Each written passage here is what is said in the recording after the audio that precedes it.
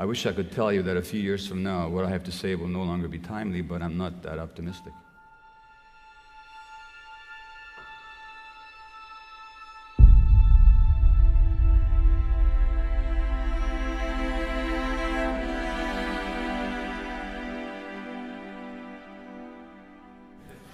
When we look around this society and from the perspective of health, what do we see? We see that 50% of adults in this society, which considers itself the most successful society in the history of the world, actually suffers of some chronic illness, heart disease, high blood pressure, cancer, whatever, autoimmune disease, whatever it happens to be. 50% of adolescents today are now said to meet the diagnostic criteria for one or another mental health condition. There are 3.5 million children in this country who are receiving stimulant medications for ADHD. And in my own country, Canada, the number of prescriptions for ADHD has gone up 43% in the last 5 years. There are 500,000 children in this country who are receiving antipsychotic medications. Not because they have psychosis, but because they are upset and their behaviors are problematic.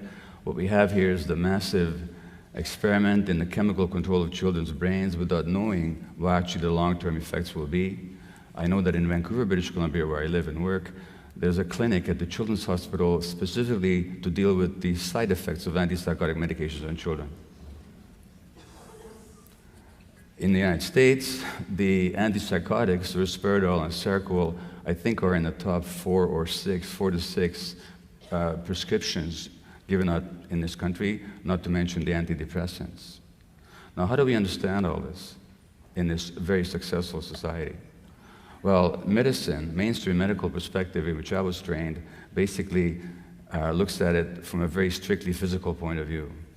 Mainstream medicine separates two areas that can't be separated. One is separates mind from the body. So we treat the body as a discrete entity without reference to people's emotional and spiritual lives, number one. And number two, we separate the individual from the environment as if the individual was not affected by the environment.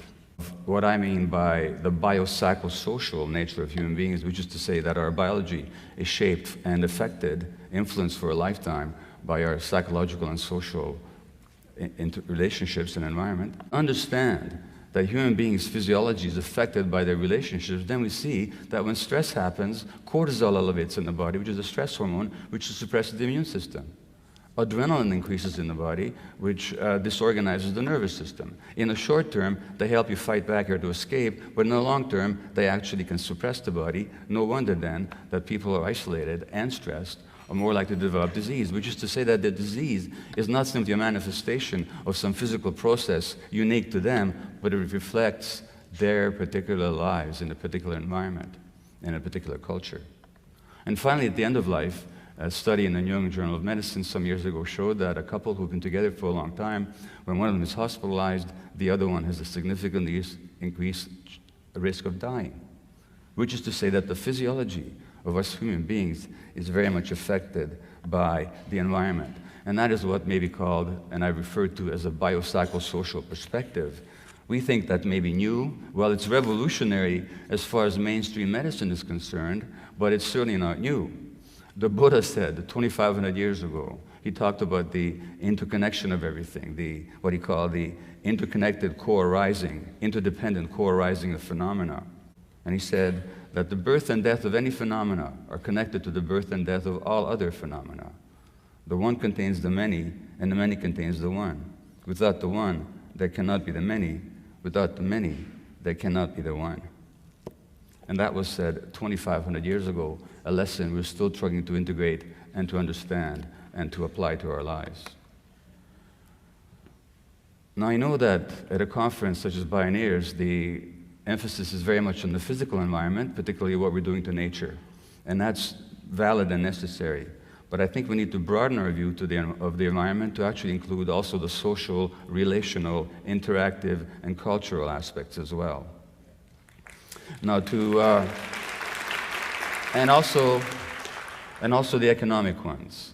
So for example, a study a little while ago showed that when women who are pregnant breathe in polycyclic aromatic hydrocarbons, their children are more likely to have behavior problems by school age.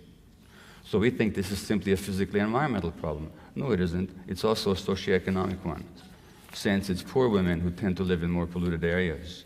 And therefore, the medical scientists who did the study at Mount Sinai University School of Medicine, Mount Sinai School of Medicine in New York said, this is really a paper about social justice. Poor people have more exposure to these things on all counts, whether bad air or psychosocial stress and other things. That's a societal problem, and the changes are not going to be on an individual level. They're going to be on a societal level. You can't separate individuals from their environment. Or to take another example, we know that lead exposure actually disturbs the nervous system, leading to learning and behavior problems. But amongst poorer kids who have an iron-deficient diet, that promotes the absorption of lead. So it's not just a lead problem, it's a socioeconomic problem on account of the poorer diet that these children have. So when I talk about the toxic culture that a materialistic society offers its members, what am I referring to? Well, materialism is really a system of belief or behavior which considers material things, and particularly the control and possession of material things, as more important than human values such as connection, love, or spiritual values such as recognizing the unity of everything. And that's the kind of culture we live in. Interestingly enough, the religious right, in their opposition to the very idea of climate change, or to the idea that the environment is important to look at, they will quote the Old Testament where man is given stewardship over the earth and all other creatures. But when they talk about stewardship, they mean control and dominance. There's another way to look at stewardship, which is caring and nurturing for, looking after. And in the materialistic sense, it's that control and ownership that we look at. And that means that the culture itself, quite apart from the physical toxins that we spew into the environment and the way in which we're altering the very air that we breathe and the very sun that shines on us, we actually are affected also by the toxicity of human relationships or the lack of human relationships that this kind of a society that emphasizes material values teaches us to pursue. And from that perspective, we have to understand that medicine is not simply a science. It's much more than that. It's also an ideology. It's also an ideology. It's a way of looking at human beings. So when we look at human beings as individuals without understanding the importance of their social relationships and their emotional, psychological interactions with others, that's actually a manifestation of the individualistic perspective of the entrepreneur who says that only I matter and what I gain or what I control matters, and we're all in competition with one another. So you see that economic ideological perspective also showing up in its own particular way in the practice of medicine. Well, reality is totally different. Reality tells us that we can't be separated, and this begins already in pregnancy. So a study out of Johns Hopkins University in 2004, for example, showed that the reactivity to stress of the fetus is affected by the stress, depression, or anxiety of the mother. So when you look at the heartbeat and the movement of infants in the womb, whose mothers are stressed, depressed, or anxious, you see different patterns of activity, and that will have lifetime effects. The studies reflect, this paper says, growing evidence that stress and depression can have early and lasting effects on the child life, including increased behavior problems, including learning problems. And we also know that if you stress pregnant animals in the laboratory, their children will be more likely to use drugs as a way of soothe themselves once they've grown up. So this mind-body unity and this interaction of our environment and the individual begins already in the womb. And therefore, how we treat pregnant women, how we provide an environment that's either supportive or possibly stressful, has a huge impact on the long-term development of their yet unborn offspring. And this, of course, happens during infancy as well, because that's a crucial period of brain development, so that the infants of healthy mothers have very different cortisol stress hormone levels than those of mothers with postpartum depression. And if you look at the electroencephalograms of infants with postpartum, of mothers, I'm sorry, the electroencephalograms of the infants of mothers who have postpartum depression, you can tell from the EEG of the child who's depressed and who isn't. So the child's electrical circuitry is already affected at 6 months of age by the mood of the mother. Now, in this society, 20% of women suffer postpartum depression, and another 20% have some symptoms of it. Now, that's not because of an individual problem on the part of the mother. Depression is not an individual issue. It reflects your relationship with the environment. And therefore, in this successful society, we're managing to depress 20% of women who give birth to babies. And that will have an effect on the child's brain hormone levels and neurotransmitter levels like dopamine and serotonin, and on the child's ability to respond to stress in a positive or in a highly charged and dysfunctional way. A report out of Harvard earlier this year talked about the impact of toxic stress on children. And these children who experienced toxic stress because the environment was stressed, because their parents were highly stressed, or dysfunctional, or abusive, later on in life, they have a significantly increased risk of heart disease, obesity, diabetes mellitus, high blood pressure, and a whole list of other medical conditions. Not only that, how does an infant and a young child adjust to stress? Well, by certain coping mechanisms. If you're very stressed, but you're helpless in the face of the stress and you can't escape it or to change it, one of the ways you'll respond is by tuning it out, by dissociating, by throwing your mind somewhere else so you don't have to suffer the discomfort and distress of the pressures that the environment is placing upon you. But if you're doing that when you're 1 or 2 years old and your brain is developing, then tuning out becomes wired into your brain. And guess what? 8 years later, they're going to diagnose you with ADHD and give you medications. And if you're looking at the preponderance of all these childhood conditions that are just burgeoning in our society, autism, Asperger's, ADHD, oppositional defiant disorder, a whole range of childhood disorders, what are we seeing? Not genetic problems, not individual problems, but the effects of a highly stressed environment on parents, which are then passed on to their children despite the parents' love and despite the parents' best efforts. Other studies have shown similarly that early childhood adversity significantly increases the risk of addiction, obesity, autoimmune disease, mental health disorders, and so on.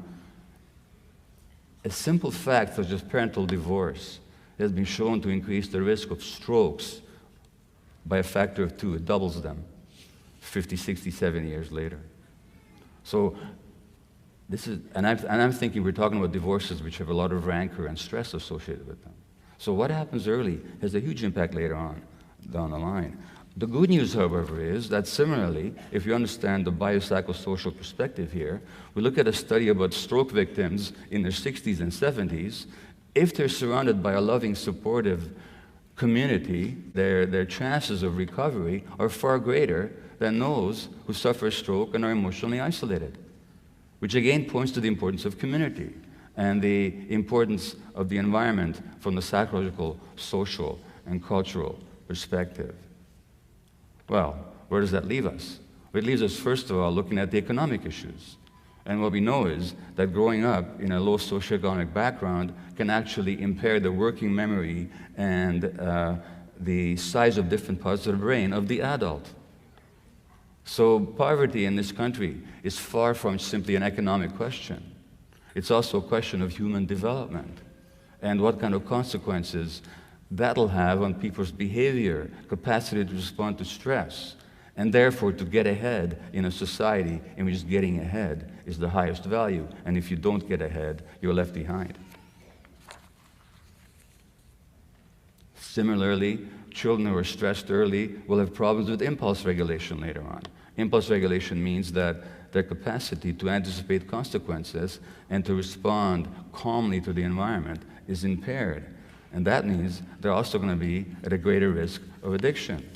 Now, if you look at addictions, what are we looking at? We're actually looking at 2 factors. We're looking at, number one, the desperation to escape from the pain and distress that the child has experienced early on in life, which then become programmed into his personality and his heart and his brain. And how do you escape? Well, one way to escape is through addictive behaviors, whether that be drugs or the internet or sex or food or shopping or whatever else. And number two, since, as I've already mentioned, brain development early in life is affected by the environment, people who are traumatized early in life, especially those that are traumatized, their brain development is impaired.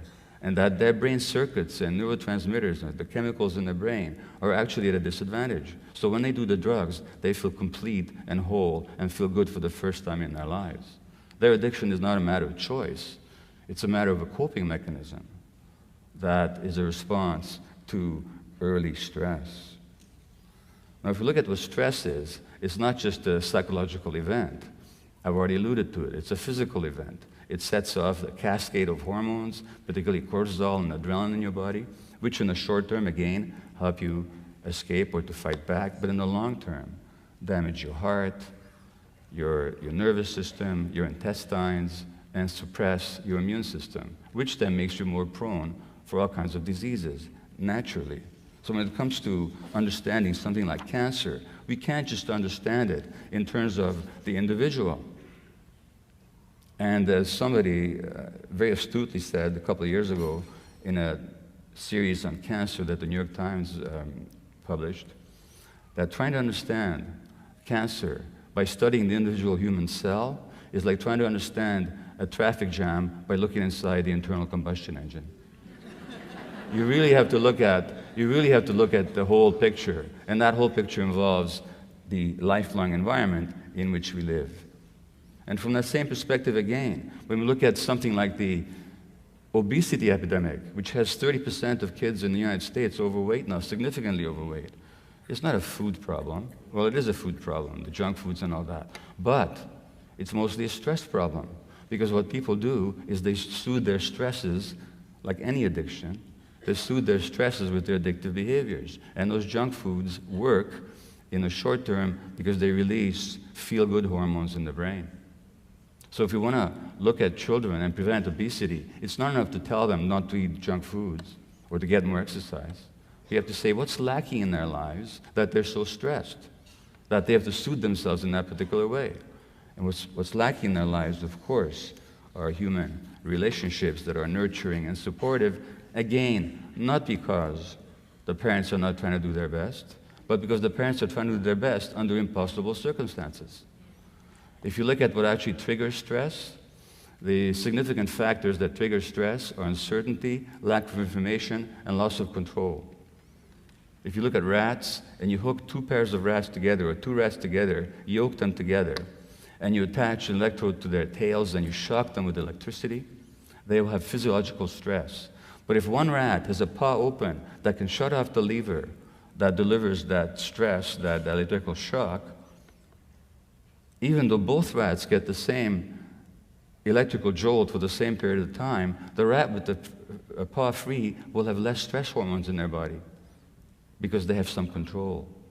Now, what happens in a culture where the economy is going on a tube, where decisions are made far away by people who don't even know you and you don't know who they are, and your life is very much affected by these large forces over which you have increasingly a sense that you have no control or even influence over, well, that means a lot of people are going to be stressed. A lot of uncertainty. A lot of people are going to be stressed. And that stress then will lead to addictive behaviors. That stress then will lead to parents passing that stress on to their children. In the 19th century, Karl Marx talked about alienation, which is a separation, being a stranger to something. And you're an alien to something. And Marx said there were four alienations in this culture. One is we're alienated from nature. Well, at a conference dedicated to looking at the physical and the natural environment, I don't have to say much to you to show how alienated we are from nature when we're destroying nature itself. The second alienation is from other people.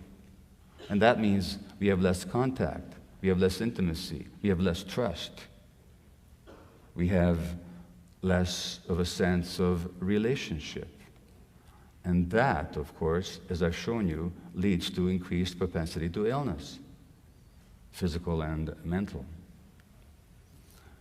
We are alienated from our work. A lot of people no longer do work that has any meaning to them. And that means that, and since human beings are productive creatures, we really are created in the image of God. We're meant to create. When we do work that's not creative, that doesn't reflect who we are, that imposes depression, anxiety, a sense of meaninglessness. And when we have a sense of meaninglessness, we'll want to substitute that sense of meaninglessness or that sense of meaning that we've lost by all kinds of other activities, and then we get all hung up on how we look, or how people feel about us, what we can obtain, what we can possess, what successes we can achieve. In other words, all the false substitutes which cannot possibly compensate us for the lack of genuine meaning. And of course, what this society does, it sells us a lot of products that substitute for that loss of meaning. In fact, much of the economy is based on a loss of meaning in our culture. And finally, and most importantly, we become alienated.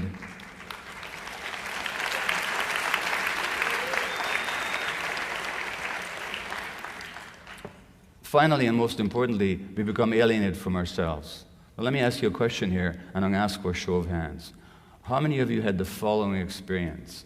That you had a powerful gut feeling about something, you didn't pay attention to it, and you were sorry afterwards? Please put your hand up if you have it. Okay? I think the ayes have it. If I asked you the obverse question, as to how many people have had a powerful gut feeling, you ignored it, and you were glad about it afterwards, how many would not put your hand up? Well, I'm not sure. I'm seeing very few hands here. Well, that means to say, now, you know what you're telling me? You're telling me that at some point in your childhood, you got separated from yourself. Because no infant is born without gut feelings. Infants are totally connected to their gut feelings. Have you ever met a 2-day-old who didn't know how to express their gut feelings? And that means that in this culture, something very powerful happens to alienate you from your true self, because the world couldn't stand who you really were. And your parents were too stressed themselves to honor and recognize who you really were. Just as a parent, I did that to my kids without meaning to. And then we become alienated from ourselves. We shut down our gut feelings. And our gut feelings are not luxuries, you know. They tell us what is right and what is wrong. They tell us what is dangerous and what is friendly. They tell us what is safe and what is dangerous. And they tell us what is true and what is false. So when we're alienated from our gut feelings, we no longer have a sense of reality, no longer a sense of truth. Well, the good news is that human beings can regain their sense of connection to themselves, just as we can regain our sense of connection to our nature. I will make just one final point here about the economics of it. A Harvard study 3 years ago showed that the lack of medical insurance in this country leads to 45,000 deaths annually. This is not an ideological question about healthcare. And most recently, President Bush said, well, there's no problem. Everybody can show up in the emergency ward. Sure you can. Once you've had a stroke because you didn't get treated for your high blood pressure, which you got because you were so stressed, you can go to the emergency ward and you get treated for your stroke. But the lack of health care that's available to people, which is very much a social economic question, it itself is a significant factor. Well, the good news is that we can regain a connection to ourselves. And empathy, which is a genuine human quality, is in us. We're actually wired for empathy. Even rats are wired for empathy. When you stress rats in the laboratory by shocking their feet with electricity, they're more stressed watching other rats being shocked than when they're shocked themselves.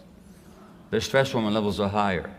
That's our nature as human beings. So contrary to the myth in our culture that we're separated, individual, aggressive, competitive creatures, we're actually wired for empathy, wired for connection, wired for love, wired for compassion. So really, to move forward, all we have to do, not an easy task, but it's certainly available to us, is to get back to our true nature. Thank you.